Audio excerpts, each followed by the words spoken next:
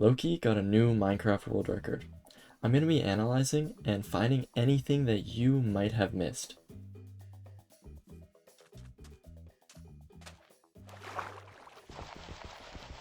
Something many people may not have noticed is here, when Loki is looting the buried treasure. He fast loots, which is kind of obvious, but specifically what he is doing is what I call fast looting. The normal way to fast loot is by pressing any hotkey, shift clicking in the open space, then pressing that hotkey again, and finally shift clicking the item. When you do it fast, it stacks together in your inventory. This way uses 4 inputs.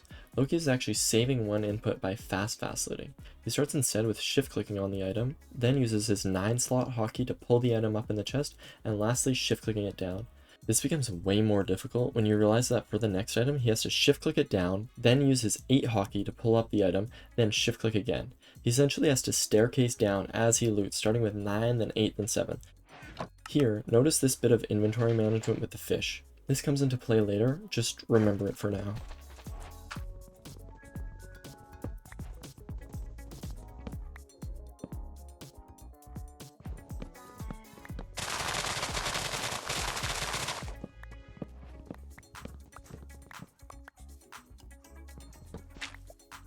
Something that may not be obvious is Loki's ravine checking.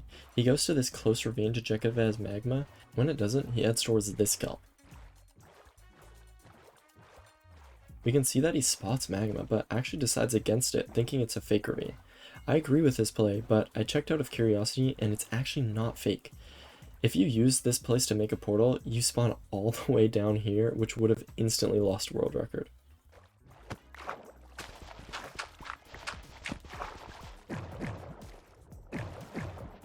Now, you may not realize it, but this portal feels a little uncharacteristic for Loki, but I'm here to tell you exactly why and that it's only half his fault. There's a rare, unknown mechanic in the game called boat desync.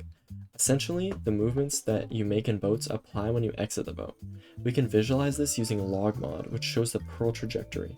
It's a little jumpy because of how pearls are, but we can still see when I hold D in the boat, my pearl curves way to the right. This isn't a big deal because it goes away after a few seconds, but if you hold space when exiting, this happens. And for some reason, this just never goes away. This not only affects pearls, but also the blocks you mine.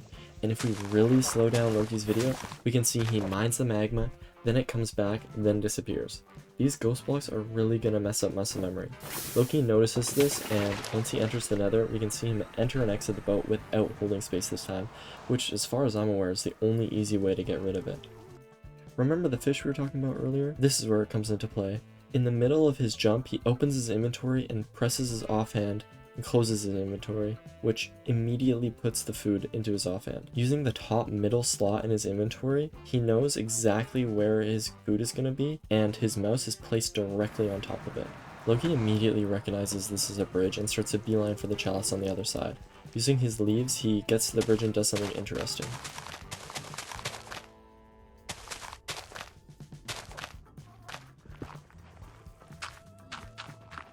He spots that there's a triple on the other side, so he decides to loot this side early. This is really good for consistency. I also like how he drops this gold, then opens the chest, then picks up the gold to safely loot it without losing any trades.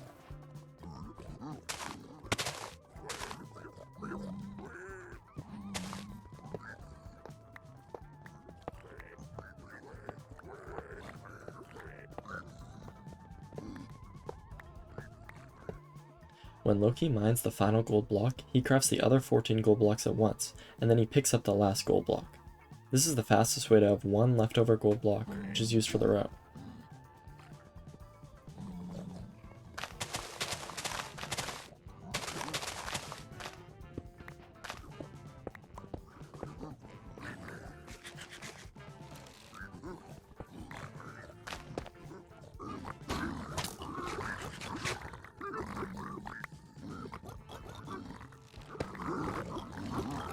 He does Donkey Kong route, which uses left triple, and this puts him way closer to the fortress.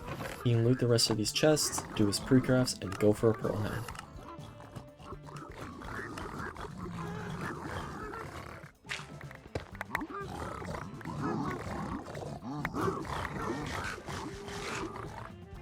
The pearl hang is very weird. Pearls need to be unloaded with a 1 chunk gap, and chunk borders are very consistent in bastions, only changing by 1 or 2 blocks, so Loki knows that this chunk border is here. But by a lapse of judgment, he stands on the edge of the chunk border, which allows the pearl to load. This isn't actually that bad because he can go for a multi-disc pearl hang by throwing another pearl towards the fort to hang. He then pearls back and expects the pearl to load, but he accidentally ends up throwing the pearl back past the chunk border, meaning it's unloaded. He jumps off thinking the pearl would land, but just keeps falling. He quickly saves himself by raising his render to 4, loading the closer pearl and leaving the pearl to the fort unloaded. Finally, when trades are done, he unhangs the other pearl and lands directly into the fort.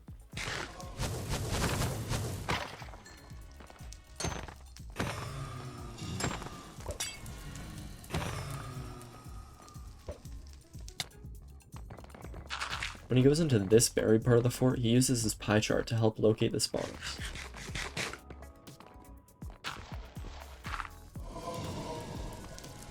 He alternates Iron Axe and Iron Sword to save a bit of time per blaze.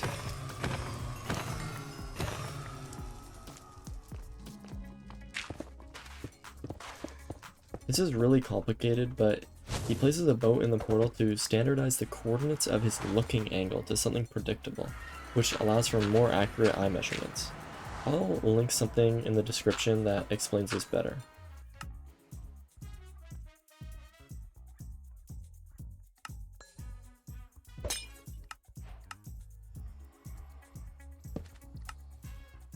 After measuring his eyes while running back to his portal, he places 2 blocks against the portal to get some extra head hitters.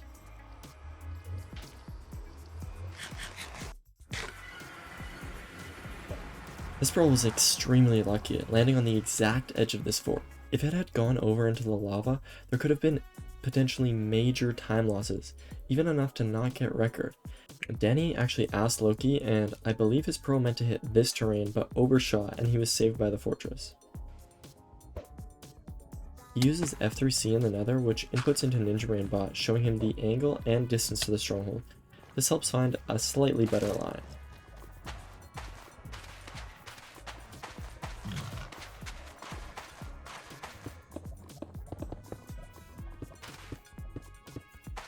This is the portal he was attempting to go for, but probably just because of some nerves, he misplaced some obby. There's like 1% of hesitation in the stronghold, and that's just because he had to make sure that the spike on the left wasn't real. It almost looks real because there's 2 libraries next to each other and an altar, meaning 5 chests, but it's just barely out of the percent range of a portal room spike, so he commits the other way, and it's actually really easy to nav straight to the portal room. He offhends his food and jumps in the portal while filling in the last eye. Then, right before he goes through, he starts to eat his food, which basically skips the animation, and he can do inventory management and everything while his food is eaten. This pearl is actually pretty scary. As we can see, if it was even 5 blocks farther, it would have landed all the way down on terrain, which would have been very, very difficult to recover, and he wouldn't have been able to push as high for the 0 cycle.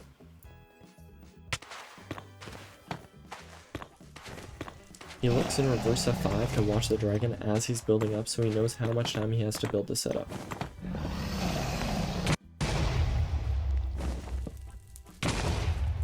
He uses a crossbow to double bed the dragon. Essentially, when damaging entities, there's a short window where the entity can't be damaged again.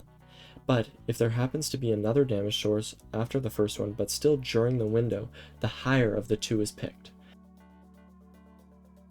We abuse this by shooting the dragon with a crossbow, which starts the damage window, then using a bed near the end of the damage window, then using a second bed directly after the window ends, which is basically just a normal bed. This allows us to get 2 beds off in 1 rotation. Also, something to note is that the knockback is taken directly from the first source of damage, meaning the dragon's knockback is slightly affected by the crossbow, but doesn't actually take any knockback from the first bed. And with that, he finishes in 650. Comment if you have any questions, and subscribe for more videos.